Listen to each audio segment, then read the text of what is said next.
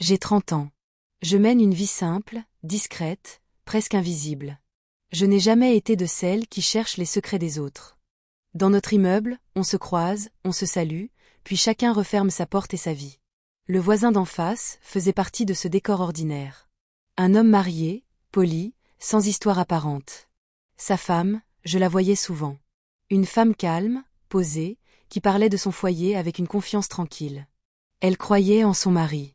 Totalement. Ce matin-là, je suis rentrée plus tôt que prévu. Rien de spécial, juste un changement d'habitude. En montant l'escalier, j'ai remarqué que la porte de leur appartement était entr'ouverte. Je n'avais aucune intention de regarder. Mais ce que j'ai vu ne laissait aucune place au doute. À l'intérieur, il y avait une autre femme. Ce n'était pas son épouse. Ils étaient très proches l'un de l'autre, leurs gestes parlaient d'eux-mêmes. Les corps, les mains, la façon dont ils se cherchaient, ce n'était ni une erreur, ni un malentendu. C'était une trahison claire. Une infidélité assumée, vécue dans le lit conjugal. Je me suis figée. Mon cœur battait trop fort. Je suis rentrée chez moi sans faire de bruit, j'ai fermé la porte et je suis restée longtemps immobile dans l'obscurité. Les images revenaient sans cesse. Je venais d'assister à une scène que je n'aurais jamais dû voir. Mais maintenant que je savais, je ne pouvais plus faire semblant. Toute la journée, je me suis demandé si je devais me taire. Après tout, ce n'était pas ma vie, pas mon mariage. Pourtant, plus j'y pensais, plus le silence me semblait lâche. Sa femme vivait dans un mensonge. Pendant qu'elle faisait confiance, son mari la trompait chez eux, sans honte. Le soir même, je l'ai croisée dans la cour. Elle souriait, parlait de choses banales. Et moi, je la regardais avec un poids dans la poitrine. Je savais quelque chose qui pouvait briser son monde, mais qui pouvait aussi la libérer. Cette nuit-là, je n'ai pas dormi. J'ai compris que me taire ferait de moi une complice. Le lendemain, j'ai trouvé le courage de lui dire la vérité. Je n'ai rien exagéré. J'ai décrit ce que j'avais vu. Son mari avec une autre femme, dans leur appartement, dans leur intimité. Une tromperie répétée, pas un simple écart. Elle m'a écouté sans m'interrompre. Son visage est resté calme, mais ses yeux ont changé. La confiance s'est éteinte d'un coup. Elle n'a pas pleuré. Elle est restée droite, silencieuse, comme si elle prenait une décision intérieure. À ce moment-là, j'ai senti que quelque chose nous liait. Je n'étais plus seulement la voisine. J'étais celle qui avait ouvert les yeux. Elle n'a pas parlé de colère. Elle a parlé de ne plus être dupe. De ne pas laisser cette trahison sans réponse. J'ai compris qu'elle ne voulait pas de scandale, mais de justice. Une justice réfléchie, maîtrisée. Nous n'avions pas encore de plan précis. Mais je savais déjà que cette histoire ne faisait que commencer. Et que la trahison de son mari allait lui coûter bien plus que ce qu'il imaginait. Après ce jour-là, notre relation a changé sans que personne autour ne le remarque. Tout semblait normal de l'extérieur. Deux femmes qui se croisent, qui prennent un café, qui parlent de choses simples. Mais à l'intérieur, quelque chose s'était mis en marche. L'entainment. Methodicement. Sa femme n'était plus la même. La douleur était là, bien sûr, mais elle ne la laissait pas prendre le dessus. Ce qui dominait désormais, c'était la lucidité. Elle observait son mari avec une attention nouvelle. Chaque retard, chaque excuse, chaque geste devenu trop calculé. Elle voyait maintenant ce qu'elle avait refusé de voir pendant des mois. L'infidélité n'était plus un soupçon vague. C'était un fait installé dans leur quotidien. Nous ne parlions presque jamais de sentiments. C'était étrange, mais nécessaire. Nous parlions de faits concrets. Des horaires. Des habitudes. Des changements dans son comportement. Elle me confiait qu'il protégeait son téléphone comme un secret vital, qu'il inventait des réunions tardives, qu'il devenait soudainement distant puis excessivement aimable. Tout cela formait un schéma clair. Celui d'un homme qui trompe et qui croit maîtriser la situation. De mon côté, je continuais à voir ce qu'il pensait invisible. La femme avec qui il la trompait venait régulièrement. Elle entrait sans gêne, parfois en riant. Elle se comportait comme si cette place lui revenait. Chaque fois que je la voyais franchir cette porte, je ressentais une colère froide.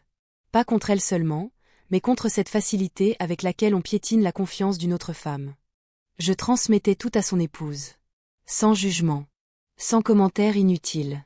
Elle écoutait, notait mentalement, assemblait les pièces. Peu à peu, je voyais naître en elle quelque chose de solide. Elle ne voulait pas d'une scène.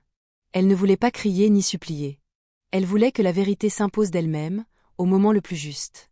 Le plan ne s'est pas construit en une journée. Il s'est affiné avec le temps. Elle voulait que son mari se sente en sécurité, convaincu que son secret était bien gardé. Plus il se sentait libre, plus il s'exposait. Elle jouait son rôle avec une maîtrise impressionnante. Elle continuait à être la femme attentive, présente, presque tendre. Lui, aveuglé par sa propre trahison, n'y voyait que du feu. Je me surprenais parfois à douter, à me demander si je n'allais pas trop loin. Puis je repensais à cette porte entr'ouverte, à cette scène intime imposée à mon regard, à cette infidélité vécue sans aucun respect. Et mes doutes s'éteignaient. Ce qui se passait maintenant n'était pas une vengeance brutale. C'était une conséquence. Plus les jours passaient, plus la tension montait. Tout était prêt, même si rien n'était encore visible. Le mari continuait sa double vie, persuadé d'être intelligent, discret, intouchable. Il ignorait que chaque pas le rapprochait du moment où il ne pourrait plus nier. Je sentais que nous approchions du point de non-retour. Un moment précis, calculé, inévitable. Le genre de moment après lequel plus rien ne peut être comme avant. Et je savais, au fond de moi, que le final serait silencieux, mais dévastateur.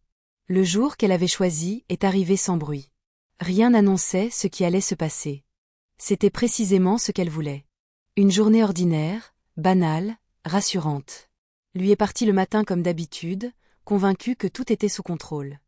Il ignorait que, pour la première fois, c'était lui qui avançait à l'aveugle. Sa femme avait tout préparé.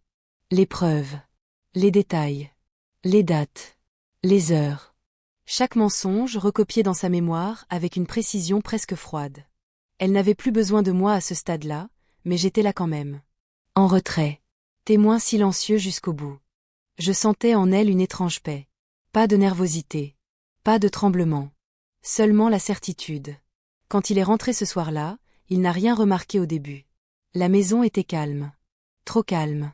Il a parlé, comme toujours, de sa journée, de ses excuses habituelles. Elle l'a laissé parler. Elle l'a regardé se trahir lui-même par ses mots, par ses silences. Puis elle a posé devant lui ce qu'il ne s'attendait pas à voir. Pas de cris. Pas de reproches interminables. Juste la vérité, déposée là, nue, impossible à contourner. Il a compris immédiatement. Son visage a changé. La confiance qu'il avait en sa propre impunité s'est effondrée en quelques secondes. Il a tenté de nier, brièvement. Puis il s'est arrêté. Il savait. Elle savait tout. L'autre femme. Les rendez-vous. L'infidélité répétée. Le mépris. Ce qui l'a le plus déstabilisé, ce n'était pas la colère. C'était le calme. Elle ne pleurait pas. Elle ne suppliait pas. Elle ne demandait rien. Elle lui expliquait simplement que le mariage, tel qu'il l'avait détruit, n'existait plus. Que ses choix avaient des conséquences. Et qu'elle ne porterait plus le poids de sa trahison. Il a essayé de se justifier. Trop tard. Chaque mot sonnait creux. Elle avait déjà fait son deuil, lentement, pendant ces semaines d'observation. Le choc, lui, arrivait seulement pour lui. Brutal. Inattendu. Marit. Elle lui a demandé de partir. Sans drame. Sans délai. Ce n'était pas une punition impulsive, mais une décision mûrie. Il est parti avec ce qu'il a pu emporter, laissant derrière lui un silence lourd, chargé de tout ce qu'il avait perdu sans s'en rendre compte. Après, il y a eu une autre forme de calme. Different. Plus vrai. Elle s'est assise, seule, longtemps. Je l'ai regardée sans parler. Elle n'était pas heureuse. Mais elle était droite. Libérée d'un mensonge qui l'écrasait depuis trop longtemps. Quelques jours plus tard, elle m'a dit merci. Pas pour la vengeance. Pour la vérité. Pour ne pas avoir détourné le regard. J'ai compris alors que parfois, voir une trahison n'est pas une malédiction. C'est une responsabilité. Aujourd'hui, quand je repense à cette histoire, je sais que rien n'aurait pu rester comme avant. La fidélité trahie finit toujours par réclamer justice. Et ce jour-là, ce n'était pas la colère qui a gagné. C'était la dignité.